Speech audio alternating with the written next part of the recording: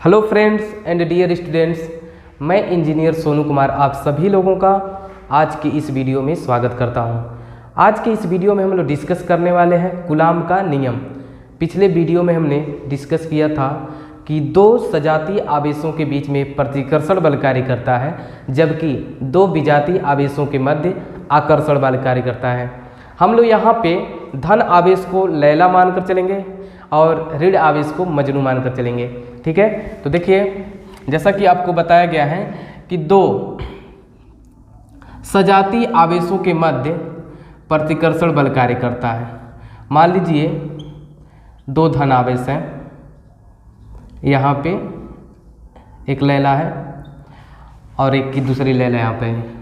तो दो लैला के बीच में कौन सा बल कार्य करेगा?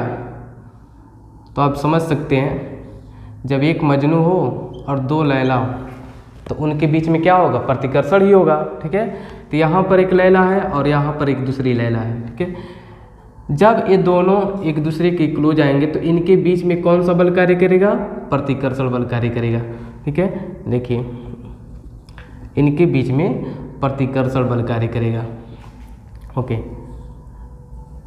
हाँ, एक ही मजनू है और दो लैला है तो इनके बीच में प्रतिकर्षण होगा ही।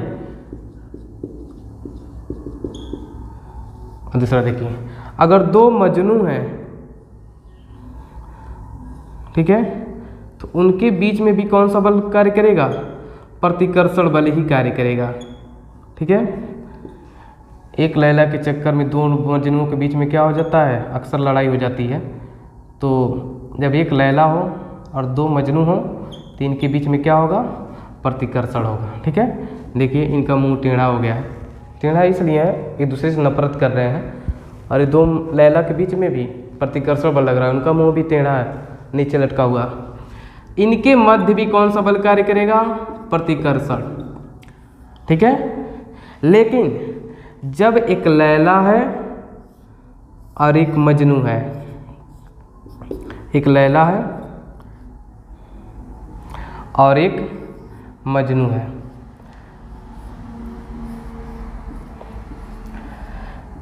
ठीक है, तब इनके बीच में आकर्षण बल कार्य करेगा। इनके बीच प्यार मोहब्बत होगा।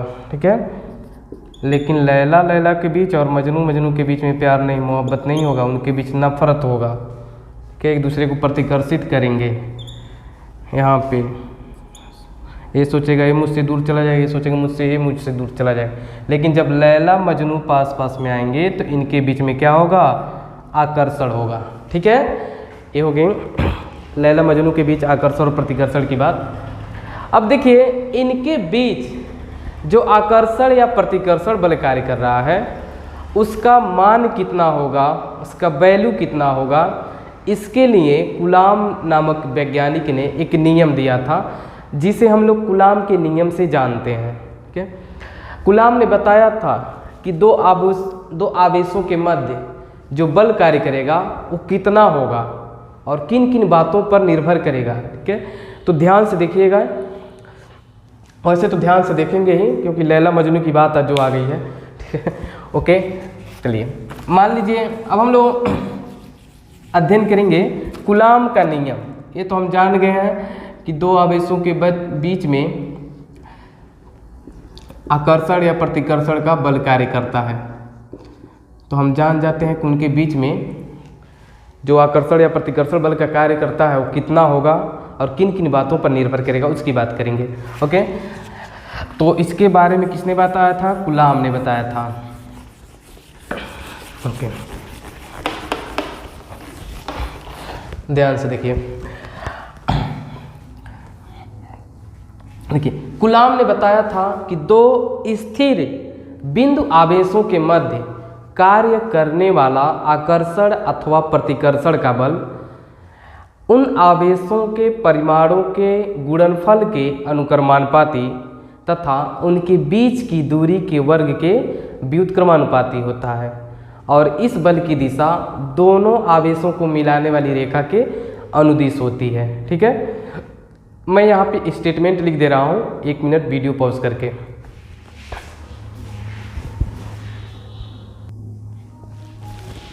ओके, यहाँ पे देखिए हमने डिफिनीशन लिख लिया, सॉरी स्टेटमेंट लिख दिया है। कूलाम के नियम का स्टेटमेंट हमने लिखा है। कूलाम के नियम के अनुसार दो स्थिर बिंदु आवेशों के मध्य कार्य करने वाला आकर्षण अथवा प्रतिकर्षण का बल दोनों आवेशों के परिमाणों के गुणनफल के अनुक्रमानुपाती तथा उनके बीच की दूरी के वर्ग के व्युत्क्रमानुपाती होता है तथा इस बल की दिशा दोनों आवेशों को मिलाने वाली रेखा के अनुदिश होती है। ये बताया था कूलाम ने, ठीक है। तो मान लीजिए यहाँ पर दो आवेश हैं Q1 Q2, एक लैला है और एक मजनू है, ठीक है। तो इनके बीच आकर्षण बल कार्य करेगा। अरे जानते ही हैं लैला और मजनू के बीच में आकर्षण ही होगा, प्रतिकर्षण नहीं होगा, ठीक है। तो आइए हम देखते हैं कूलाम के नियम के अनुसार। अगर हम बात करें तो कूलाम के नियम से, कूलाम के नियमानुसार, कूलाम के नियमानुसार इनके बीच जो कार्य करने वाला आकर्षण या प्रतिकर्षण का जो बल होगा F, वह इन आवेशों के गुणनफल यानी कि Q1 इंटू Q2 के अनुक्रमानुपाती, आवेशों के गुणनफल के अनुक्रमानुपाती, और उनके बीच की दूरी के यानी कि जो बल होगा वह उनके बीच की दूरी के वर्ग के व्युत्क्रमानुपाती होता है। एक कूलाम के नियम के अनुसार इनके बीच जो आकर्षण या प्रतिकर्षण बल कार्य कर रहा है वह इन दोनों आवेशों के परिमाणों के गुणनफल के अनुक्रमानुपाती और उनके बीच की दूरी के वर्ग के व्युत्क्रमानुपाती होता है। एक कूलाम ने बताया था, ठीक है। अगर हम लोग इस दोनों नियमों को, इन दोनों समीकरणों को संयुक्त रूप में लिखें तो हम लोग लिख सकते हैं F अनुक्रमानुपाती Q1 Q2 by R square, ठीक है। जैसा कि आप सभी को पता है जब हम लोग अनुक्रमानुपाती का चिन्ह हटाते हैं तो एक नियतांक रखते हैं, तो यहाँ पर भी हम लोग एक नियतांक रखते हैं।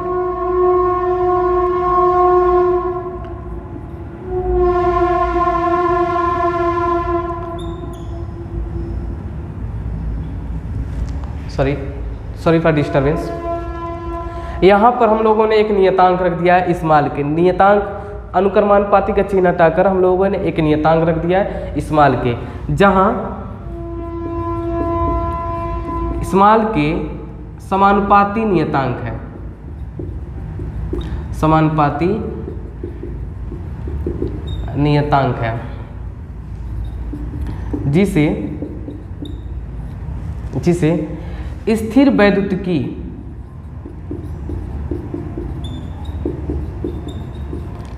वैद्युतिकी बल नियतांक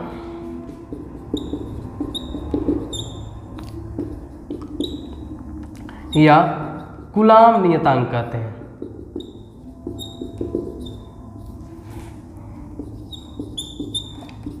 कूलाम नियतांक कहते हैं, ओके। यहाँ पर हम लोगों ने लिखा है कूलाम के नियम के अनुसार दो आवेशों के मध्य कार्य करने जो बल है Q1 Q2 के अनुक्रमानुपाती है और उनके बीच की दूरी के वर्ग के व्युत्क्रमानुपाती है। इन दोनों नियमों को जब हम लोग कंबाइन करेंगे तो लिख सकते हैं F समान proportional to Q1 Q2 by R square. आपको पता है जब समानुपाती अथवा अनुक्रमानुपाती का चिन्ह हटाते हैं तो हम लोग एक न एक नियतांक रखते हैं, कोई ना कोई। तो यहाँ पर हम लोगों ने नियतांक रख दिया स्मॉल के, तो F इक्वल्स टू हो जाएगा K Q1 Q2 by R square, जहाँ स्मॉल के क्या है, एक समानुपाती नियतांक है जिसे हम लोग स्थिर वैद्युतिकी बल नियतांक या कूलाम नियतांक कहते हैं, ठीक है। अब देखिए स्मॉल के का वैल्यू अलग अलग कंडीशन में अलग अलग होगा।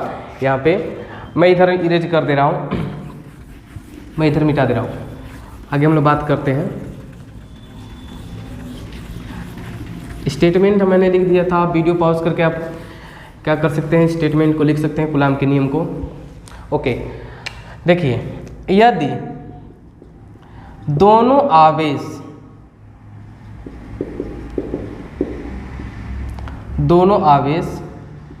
निर्वात में स्थित हैं, निर्वात में स्थित हों, तब अगर ये दोनों आवेश कहाँ स्थित हो, निर्वात में, जहाँ पर किसी भी प्रकार का पदार्थिक माध्यम न हो, तब स्मॉल के का वैल्यू जो होता है 1/4 पाई इप्सिलॉन नॉट होता है, ठीक है। और 1/4 पाई इप्सिलॉन नॉट का वैल्यू होता है 9 × 10⁹ न्यूटन मीटर स्क्वायर पर कूलम स्क्वायर, ठीक है। न्यूटन मीटर स्क्वायर पर कूलम स्क्वायर होता है इस स्मॉल के का वैल्यू। यहाँ पे देखिए इप्सिलॉन नॉट, जहाँ इप्सिलॉन नॉट को हम लोग निर्वात की विद्युतशीलता कहते हैं, निर्वात की विद्युतशीलता कहते हैं, और इसका मान होता है 8.85 × 10⁻12 कूलम स्क्वायर पर newton metre square epsilon naught का वैल्यू होता है, ठीक है। इप्सिलॉन नॉट को हम लोग निर्वात की विद्युतशीलता कहते हैं। आप इस बात को, इस पॉइंट को ध्यान में रखिएगा। और इप्सिलॉन नॉट का कितना वैल्यू होता है और क्या यूनिट होता है, आप इसे ज़रूर याद रखिएगा, बहुत ही इम्पोर्टेंट है। कभी कभी बोर्ड एग्जाम में पूछता भी है। इप्सिलॉन नॉट का वैल्यू लिखिए और उसका यूनिट भी लिखिए, ओके। अब देखिए, अगर हम लोग स्मॉल के का वैल्यू इस वाले फार्मूले में रखें, इस समीकरण में रखें, ठीक है, स्मॉल के का वैल्यू इस समीकरण में रखें, तब हम लोग देख रहे हैं, ओके, F = हो जाएगा 1/4 pi epsilon naught Q1 Q2/r², ठीक है। ये कब है? जब दोनों आवेश निर्वात में, वैक्यूम में स्थित हैं। ध्यान दीजिएगा यहाँ पे, ठीक है, हम लोग ऐसे लिख सकते हैं, ओके। अब देखिए, यदि दोनों आवेश, दूसरा देखिए, यदि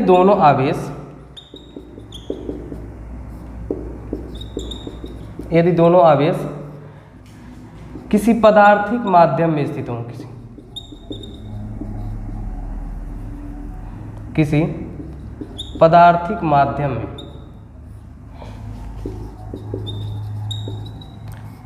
में हाँ, तब देखिए इनके बीच क्या होगा, कितना बल कार्य करेगा। देखिए, अगर दोनों आवेश किसी पदार्थिक माध्यम में स्थित हो, तब स्मॉल के का जो वैल्यू होगा 1/4 पाई इप्सिलॉन नॉट कैपिटल के बराबर होगा, ठीक है। यहाँ पे हम लोग लिख सकते हैं 1/4 पाई इप्सिलॉन, ठीक है, इप्सिलॉन, केवल इप्सिलॉन, ओके। ये हम लिख सकते हैं 9 × 10⁹ डिवाइडेड बाई k, कैपिटल के, ये भी लिख सकते हैं, ओके। तो यहाँ पर अगर ए वाला हम लोग वैल्यू रखेंगे किसी पदार्थिक माध्यम के लिए, तो अगर हम लोग ए वाला वैल्यू रखेंगे तो दोनों आवेशों के मध्य जो बल का सूत्र होगा वो हो जाएगा F, ये हम लिख दे रहे हैं मीडियम के लिए, 1/4 पाई इप्सिलॉन नॉट कैपिटल के Q1 Q2/r²। ये दो माध्यमों में, किसी माध्यम में स्थित दो आवेशों के मध्य कार्य करने का बल का सूत्र हो जाएगा, ओके। ये हम लोगों ने डिस्कस किया कूलम के नियम के बारे में। यहाँ पे देखिए कैपिटल के आया है, तो ये जो कैपिटल के है उसे हम लोग माध्यम का परावैद्युतांक कहते हैं। कैपिटल के को हम लोग माध्यम का परावैद्युतांक कहते हैं, ठीक है। और इसका मान अलग अलग माध्यमों के लिए अलग अलग होता है। जैसे y के लिए जो कैपिटल के का मान होता है वह लगभग 1 होता है, और निर्वात के लिए भी एक होता है, ठीक है। जल के लिए देखिए किसी बुक में किसी बुक में कैपिटल के का वैल्यू जल के लिए 80 दिया है और किसी बुक में 81 दिया है, तो जैसा दिया रहेगा वही वैल्यू रखिएगा आप, ओके। धातुओं के लिए कैपिटल के का जो वैल्यू होता है वह इनफाइनाइट होता है। ओके, ये सारी चीज़ें आप याद रखिएगा। धातुओं के लिए कैपिटल के का वैल्यू कितना होता है? इनफाइनाइट होता है। अब देखिए यहाँ पे अगर हम लोग कैपिटल के से डिवाइड कर रहे हैं, ठीक है, तो मान लीजिए दो आवेश हैं और y में स्थित हैं, ठीक है, तो उनके बीच जितना बल कार्य करेगा, अगर उन्हीं आवेशों को हम लोग जल में रख देंगे तो जो निर्वात में बल कार्य कर रहा था उसका 1/80 गुना हो जाएगा, यानी कि दोनों के बीच जो बल कार्य कर रहा है वो घट जाएगा। जैसे इस तरह समझ सकते हैं, अगर लैला मजनू निर्वात में जहाँ पर किसी भी प्रकार का विरोध नहीं है तो उनके बीच आकर्षण सबसे ज़्यादा होगा, प्यार मोहब्बत ज़्यादा होगा। लेकिन अगर उन्हीं आवेशों को, उन्हीं लैला मजनू को हम लोग जल में डुबो दें तो सारा प्यार का नशा उतर जाएगा और उनके बीच जो प्यार था वो कम हो जाएगा। ठीक है, वही है। तो यहाँ पे जो माध्यम है वो बैरियर की तरह कार्य कर रहा है। दो आवेशों के मध्य लगने वाले जो बल है, वैद्युत बल है, उनको कम करने का कार्य कर रहा है और इसका जो मान होगा अलग अलग माध्यम के लिए अलग अलग हुआ। ओके, इसे आप लोग याद रखिएगा। चलिए इसमें मिटा दे रहा हूँ, इन बातों को आप याद रखिएगा, इनको मैं मिटा दे रहा हूँ। नोट्स बना सकते हैं आप इससे। ओके, चलिए अब हम लोग कूलाम्स नियम से संबंधित कुछ न्यूमेरिकल्स, इस फार्मूले पर कुछ न्यूमेरिकल्स सॉल्व कर लेते हैं।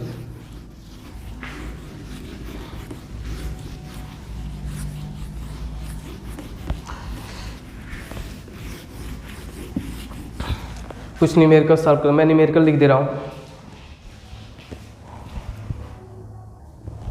ओके, देखिए हमने क्वेश्चन यहाँ पे नोट कर दिया है, यह एनसीईआरटी का क्वेश्चन है। y में एक दूसरे से 30 सेंटीमीटर दूरी पर रखे दो छोटे आवेशित गोलों पर क्रमशः 2 × 10⁻⁷ कूलाम तथा 3 × 10⁻⁷ कूलाम आवेश हैं, उनके बीच बल ज्ञात कीजिए। तो यहाँ पर देखिए क्वेश्चन में दे दिया है, ये फार्मूला बेस्ड क्वेश्चन है। क्वेश्चन में गिवन है Q1 का वैल्यू है 2 × 10⁻⁷ कूलाम पहले पर, पहला आवेश, और दूसरा आवेश है Q2 = 3 × 10⁻⁷ कूलाम, और उनके बीच की दूरी कितनी है? 30 सेंटीमीटर, 30 सेंटीमीटर। इसको हम लिख सकते हैं 30 × 10⁻² मीटर, या लिख सकते हैं 3 × 10⁻⁻1 मीटर। AR का वैल्यू हो गया। क्योंकि दोनों आवेश y में स्थित हैं तो इनके बीच जो लगने वाला बल होगा वह F = 1/4πε0 capital K into Q1 Q2/r², इस फार्मूले से हम लोग ज्ञात कर सकते हैं। ठीक है, अब यहाँ पे देखिए F = हो जाएगा, कैपिटल K का वैल्यू 1 होगा क्योंकि दोनों आवेश y में रखे गए हैं। ठीक है, तो और 1/4πε0 का वैल्यू होगा 9 × 10⁹। Q1 का वैल्यू है 2 × 10⁻⁷ और Q2 का वैल्यू है 3 × 10⁻⁷, डिवाइडेड बाई R का वैल्यू है 3 × 10⁻⁻1 टू द होल स्क्वायर। इसको सिंप्लीफाई करके हम लोग इनके बीच लगने वाला वैद्युत बल ज्ञात कर सकते हैं। ओके, देखिए यहाँ पे 9 × 2 × 3 ये हो जाएगा 54, सॉरी एक सिंप्लीफाई करते हैं, इजी वे है। 9 × हम लोग लिख सकते हैं 2 × 3 6 हो जाएगा, इंटू 10⁻9 और 10⁻7, वहाँ पे 10⁻7। टोटल पावर अगर हम लोग ऐड करेंगे तो -7 -14 और +9 -5। ओके, और यहाँ पर इसका स्क्वायर करेंगे तो 3 × 3 का स्क्वायर करेंगे तो 9 और 10⁻⁻1 का स्क्वायर करेंगे तो -2। 9 से 9 कैंसिल हो जाएगा और 10 पे -5 और नीचे है डिवाइडेड बाई 10 पे -2 तो 10 पे -3 बचेगा। तो यहाँ पे ओवरऑल हो जाएगा 6 × 10⁻³ और बल का मात्रक क्या होता है? न्यूटन। तो दोनों आवेशों के मध्य जो कार्य करने वाला बल होगा वह 6 × 10⁻³ न्यूटन के बराबर होगा। ओके, ध्यान से देख लीजिए, बहुत ही आसान क्वेश्चन है, फार्मूला पर आधारित क्वेश्चन है, कूलाम के नियम के अनुसार हम लोग इसको सॉल्व कर सकते हैं। अब नेक्स्ट क्वेश्चन मैं नोट कर दे रहा हूँ, ये भी एनसीईआरटी का ही क्वेश्चन होगा। ओके, हमारे पास एनसीईआरटी का एक दूसरा क्वेश्चन है। देखिए, क्वेश्चन दिया है 0.4 माइक्रोकूलाम आवेश के किसी छोटे गोले पर किसी अन्य छोटे गोले के कारण y में 0.2 न्यूटन बल लगता है। यदि दूसरे गोले पर 0.8 माइक्रोकूलाम आवेश हो तो दोनों गोलों के बीच की दूरी ज्ञात कीजिए। ठीक है, यहाँ पे देखिए सॉल्यूशन इस क्वेश्चन में दिया है, पहले गोले पर कितना आवेश है 0.4 माइक्रोकूलाम, जो कि आपको पता है 1 माइक्रोकूलाम में 10⁻⁻6 कूलाम होता है, तो इसको हम लिख सकते हैं 0.4 × 10⁻6 कूलाम, या लिख सकते हैं 4 × 10⁻7 कूलाम। दूसरे गोले पर आवेश दिया है Q2 इक्वल्स टू दिया है 0.8 माइक्रोकूलाम, तो इसको भी अगर हम लोग लिखें तो लिख सकते हैं 8 × 10⁻7 कूलाम, ये Q2 का वैल्यू हो गया। ओके, और दोनों के आवेशों के मध्य कितने न्यूटन का बल कार्य कर रहा है 0.2 न्यूटन। हमको ज्ञात करना है कि उनके बीच की दूरी कितनी है। ठीक है, इजी क्वेश्चन है। तो आप जानते हैं दो आवेशों के मध्य कार्य करने वाला जो बल होता है वह 1/4πε0 Q1 Q2/r² के बराबर होता है। चूँकि दोनों गोले y में स्थित हैं, तो इसलिए इनके बीच जो लगने वाला बल होगा वह 1/4πε0 Q1 Q2/r² के इक्वल होगा। यहाँ से देखिए, हम लोग को r का वैल्यू निकालना, तो हम लिख सकते हैं, F का वैल्यू दिया है 0.2 न्यूटन, और 1/4πε0 का वैल्यू जानते हैं 9 × 10⁻9 होता है।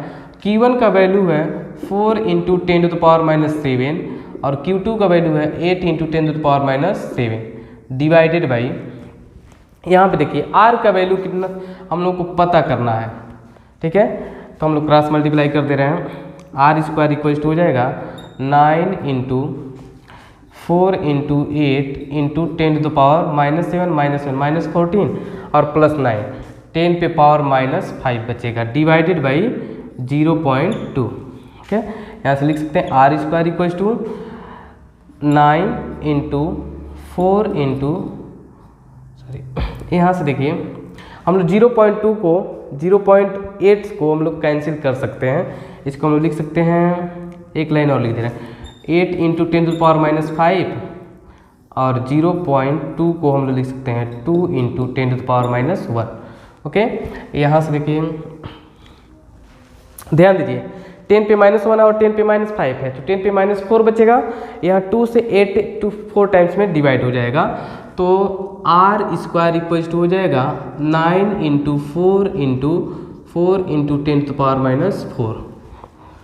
2 से 8 कैंसिल हो गया। ओके, तो हम लोग स्क्वायर रूट जब निकालेंगे तो r इक्वल टू हो जाएगा 9 का स्क्वायर रूट 3, और 4 × 4 का स्क्वायर रूट 4, और इंटू 10 पे -4 का स्क्वायर रूट 10 पे -2, यह हो जाएगा 4 × 12 × 10 पे -2, या लिख सकते हैं 0.12 मीटर r का।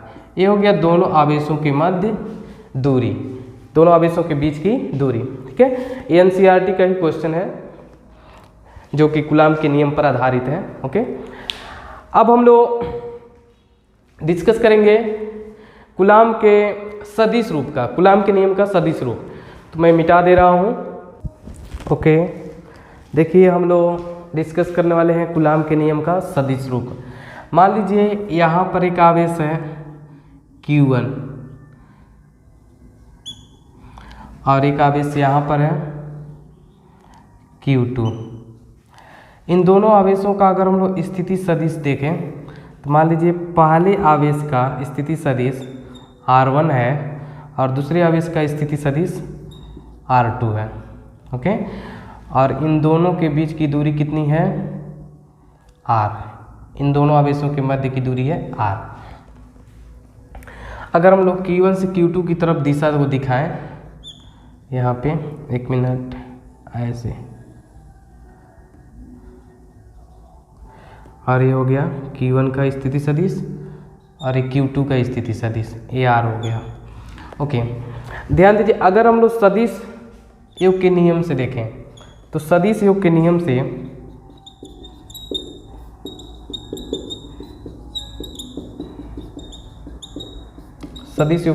हम लोग लिख सकते हैं। देखिए, R1 में R को ऐड किया गया है तो R2 मिल रहा है, R1 प्लस R21, इसको हम लोग R21 लिख दे रहे हैं। R1 plus R21 equals to कितना होगा? R2। सदिश योग के नियम से हम लोग लिख सकते हैं R1 plus R21 equals to हो जाएगा R2। ठीक है, और यहाँ से R21 इक्वल्स टू हो जाएगा R2 माइनस R1, सदिश R2 माइनस R1। ओके, देखिए, इनके बीच में जो कार्य करने वाला वैद्युत बल होगा उनकी बात करते हैं। अगर ये दोनों समान प्रकृति के आवेश हैं तो इस पर पहले आवेश Q1 पर Q2 के कारण जो लगने वाला बल होगा वह कितना होगा? F12, और Q1 के कारण Q2 पे जो लगने वाला बल होगा वो F21 हम लिख सकते हैं। तो अगर ध्यान से देखें तो पहले आवेश पे लगने वाला जो बल है F12 वो कितना होगा? हो जाएगा 1/4 pi epsilon naught into Q1 Q2 by R²। ठीक है, ये हो गया इनके बीच कार्य करने वाले बल का परिमाण, यानी कि Q1 पर Q2 के कारण लगने वाले वैद्युत बल का ये परिमाण हो गया।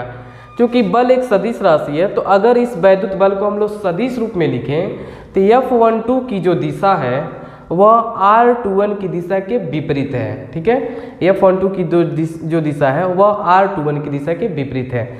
या हम लोग यहाँ पर R21 लिखें, अगर इसी तरह से हम लोग R12 लिखें, R12 तो R12 की दिशा इधर होगी R12 की।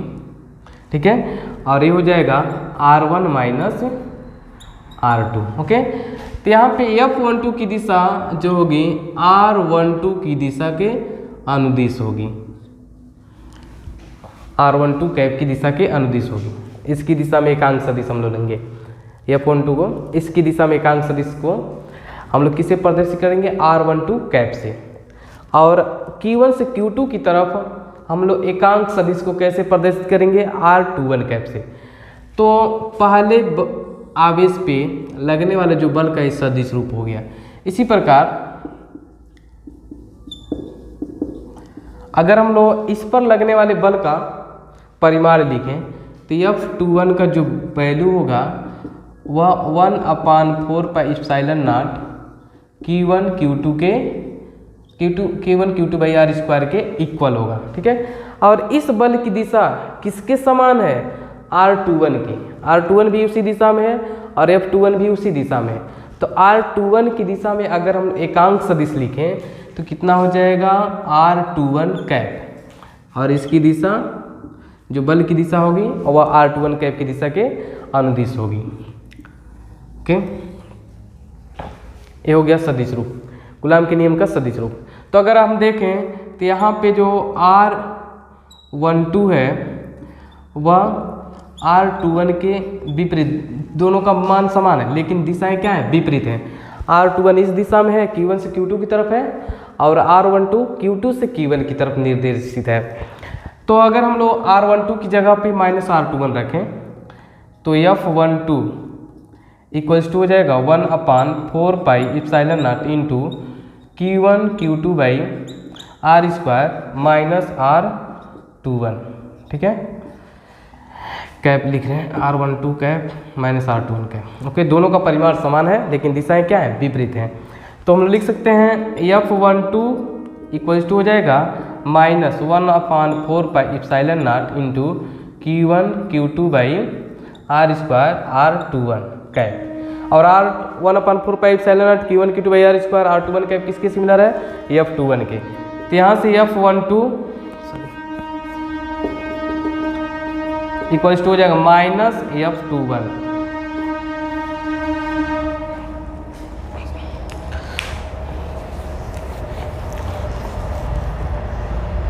एक मिनट होल्ड रखिए। देखिए यहाँ से हम लोग देख रहे हैं कि पहले आवेश पर दूसरे आवेश के कारण जितना बल लग रहा है उतना ही बल दूसरे आवेश पर पहले आवेश के कारण लग रहा है। दोनों पर लगने वाले, एक दूसरे के कारण लगने वाले जो वैद्युत बल है वह समान है, लेकिन दिशाएं क्या हैं, विपरीत हैं। इस पर जो बल लग रहा है इस दिशा में लग रहा है और Q2 पर जो बल लग रहा है उसके विपरीत दिशा में लग रहा है। यानी कि दोनों पर जो लगने वाला बल होगा वह परिमाण में समान होगा, लेकिन दिशा में क्या होगा, विपरीत होगा। यहाँ से प्रूफ हो जा रहा है। ठीक है, अगर सामान्य फार्मूला लिखें सदिश रूप का, कूलाम के नियम का, तो हम लोग लिख सकते हैं, अगर उनके बीच की दूरी सदिश रूप में दिया है तो दोनों के बीच जो लगने वाला बल होगा 1/4 pi epsilon not Q1 Q2 by R square. ठीक है, और जो दिशा होगी R कैप के अनुदिश होगी। ठीक है, आप जानते हैं R कैप इक्वल्स टू होता है वेक्टर R अपान R। ठीक है, यहाँ पर जो R है वह दोनों आवेशों के बीच की दूरी है और R कैप क्या है, दोनों आवेशों को मिलाने वाली जो रेखा के अनुदिश एकांक सदिश है। दोनों आवेशों को मिलाने वाली रेखा के अनुदिश एकांक सदिश है। तो अगर हम लोग वैल्यू रखेंगे ये वाला, तो F इक्वल्स टू हो जाएगा 1/4 pi epsilon not into Q1 Q2 by R square, और R कैप की जगह हम लोग लिख सकते हैं सदिश R बटे R। यहाँ से हो जाएगा 1/4 pi epsilon not into Q1 Q2 by R cube और वेक्टर R। ये जनरल फार्मूला है। इस फार्मूले का जब भी हम लोग यूज करेंगे तो इसमें आवेशों का हम लोग चिन्ह जरूर रखेंगे। ठीक है, कूलाम के सदिश रूप में जब भी हम लोग कूलाम के सदिश रूप का जब भी हम लोग यूज करेंगे तो हम लोग उसमें आवेशों का चिन्ह जरूर रखेंगे। अगर आवेश धनावेशित है तो धन रख देंगे या नहीं रखेंगे, बात बराबर है। लेकिन जब ऋण आवेश होगा तो ऋण आवेश जरूर रखेंगे। ये हो गया कूलाम के नियम का सदिश रूप। अब हम लोग बात करेंगे वैद्युत बलों के अध्यारोपण का सिद्धांत। ठीक है, वैद्युत बलों के अध्यारोपण का सिद्धांत। तो एक मिनट मैं इरेज कर दूं। ओके, देखिए अब हम लोग पढ़ेंगे वैद्युत बलों के अध्यारोपण का सिद्धांत। ठीक है, जिसे मान लीजिए यहाँ पर एक आवेश Q1 है और एक Q2 है, यहाँ पे एक लैला है और एक मजनू है, तो इनके बीच में आकर्षण बल लगेगा। जाहिर सी बात है, आकर्षण बल तो होगा ही, प्यार जो है। ठीक है, तो देखिए इनके बीच में जो आकर्षण बल है वह दूसरे लैला अथवा मजनू की उपस्थिति से प्रभावित नहीं होगा। ठीक है, यहाँ पर अध्यारोपण के सिद्धांत से है, एक्चुअल में नहीं है, प्रभावित हो ही जाता है। ठीक है, तो देखिए यहाँ पे दोनों के बीच जो जितना आकर्षण बल लगेगा उतना ही रहेगा। अगर यहाँ पर कोई दूसरा मजनू आ जाता है, एक मजनू तो पहले है, देखो स्माइल कर रहे हैं सब, अकेले है ना, अपना टाका भिड़ा दिया है। अब अगर यहाँ पे एक तीसरा आवेश आ जाता है Q3, ठीक है, तो इन पे इस लैला को जितना ये आकर्षित कर रहा था ये वाला मजनू, उतना ही आकर्षित अब भी करेगा, उतना ही प्यार इसके अंदर है इसके लिए। लेकिन जैसे ये आएगा तो ये भी क्या करेगा, उतना ही आकर्षित करेगा, अपना आकर्षण इस पे दिखाएगा। ठीक है, तब ये बेचारा क्या हो जाएगा, इसका मुंह लटक जाएगा। लेकिन ये भी लटका रहेगा, क्यों, जब ये देखेगा तो इसके पीछे पहले ही पड़ा है। ठीक है, ओके, तो देखिए, तो Q1 और Q2 के बीच में जो बल लग रहा था आकर्षण बल उतना ही रहेगा। अब भले ही ये Q3 आ गया है, लेकिन इनके बीच में लगने वाला जो आकर्षण बल है वो प्रभावित नहीं होगा। यही अध्यारोपण का सिद्धांत है। ठीक है, यानी कि अगर दो आवेशों के मध्य जो बल लग रहा है वह तीसरे आवेश की उपस्थिति से प्रभावित नहीं होता है, इसे ही हम लोग बलों के अध्यारोपण का सिद्धांत कहते हैं। ठीक है, तो यहाँ पर अगर इनके बीच जितना आकर्षण बल था उतना ही लगेगा, ठीक है। भले ये तीसरा आ गया है लेकिन इनके बीच में जो लगने वाला वैद्युत बल है वो प्रभावित नहीं हो, उतना ही रहेगा। हाँ, अब ये भी क्या करेगा, इस पर बल लगाएगा और ये भी इस पर बल लगाएगा। अब इस पर दो बल लगने लगे हैं, ठीक है, दोनों तरफ से आकर्षण हो रहा है, इसकी भी तरफ ही ये भी आकर्षित कर रहा है, ये भी अपनी तरफ आकर्षित कर रहा है, ठीक है। ओके, अब यहाँ पे देखिए इससे संबंधित हम लोग एक क्वेश्चन सॉल्व कर लेते हैं, एक छोटा सा क्वेश्चन। लैला मजनू की कहानी अभी चलती रहेगी, बहुत कुछ है इसमें। देखिए, मान लीजिए यहाँ पर एक आवेश है और एक आवेश यहाँ पर है और एक आवेश यहाँ पर है। ये तीनों आवेश समबाहु त्रिभुज के तीन कोनों पर रखे गए हैं, समबाहु त्रिभुज के, ठीक है। इसका जो वैल्यू है 1 माइक्रोकूलम है, इसका वैल्यू जो है 2 माइक्रोकूलम है और इसका वैल्यू है 3 माइक्रोकूलम। ओके, देखिए ये प्लस है और ये माइनस है, ठीक है, सॉरी ये भी प्लस है लेकिन ये क्या है, माइनस।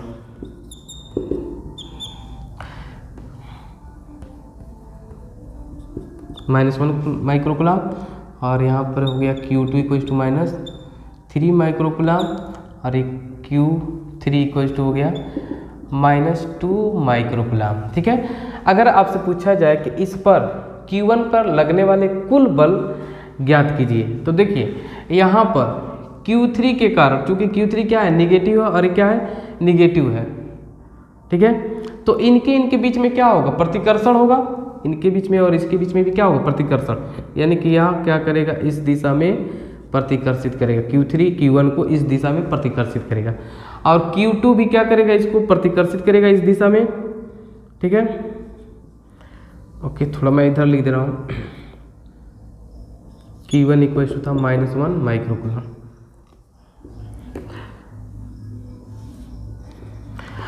इनके बीच की दूरी 3 मीटर है,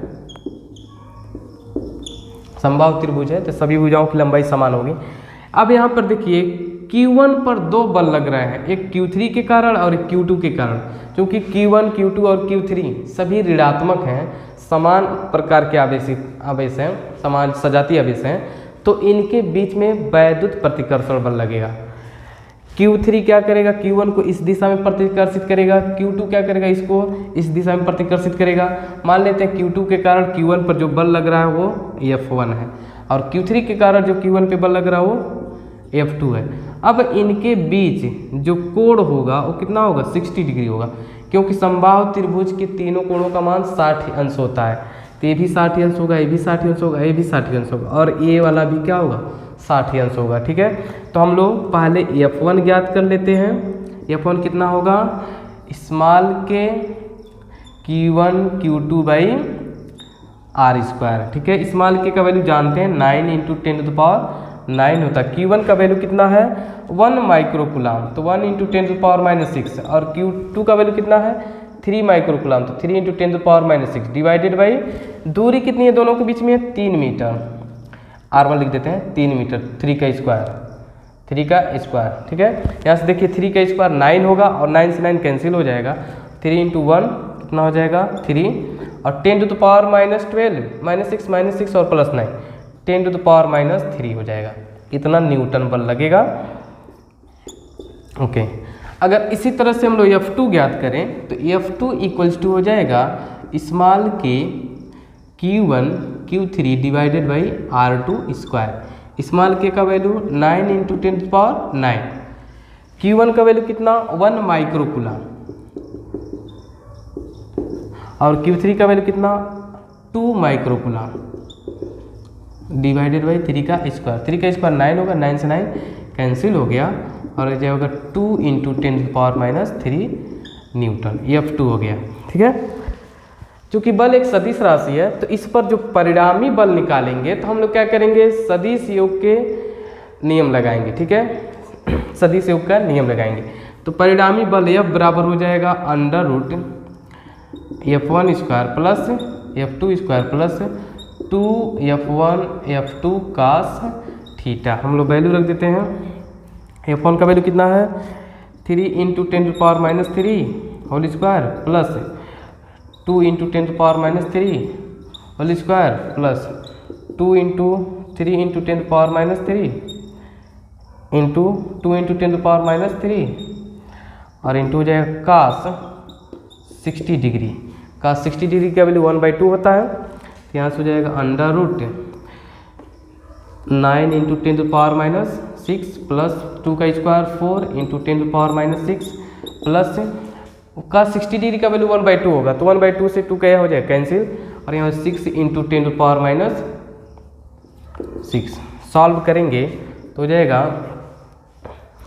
√19 × 10⁻6 या √19। ओके, नीचे हो गया है, इधर मैं लिख दे रहा हूँ, इसको मैं इधर लिख दे रहा हूँ। आगे का जो सॉल्यूशन है हो जाएगा 10⁻6 को जब हम लोग स्क्वायर रूट से बाहर निकालेंगे तो 10⁻³ √19 न्यूटन। ये हो जाएगा Q1 पर आरोपित परिणामी वैद्युत बल। ठीक है, यहाँ पर इस बल का परिमाण हो गया। तो इस तरह से आपने आज की इस वीडियो में देखा कूलाम का नियम। कूलाम का नियम क्या होता है, कूलाम के सदिश, कूलाम के नियम का सदिश रूप और वैद्युत बलों के अध्यारोपण का सिद्धांत। और इस वीडियो में आपने कूलाम के नियम पर आधारित कुछ न्यूमेरिकल्स भी सॉल्व किए हम लोगों ने। ठीक है, आपको इस वीडियो को देखने के लिए आप सभी लोगों का बहुत बहुत धन्यवाद। जय हिंद।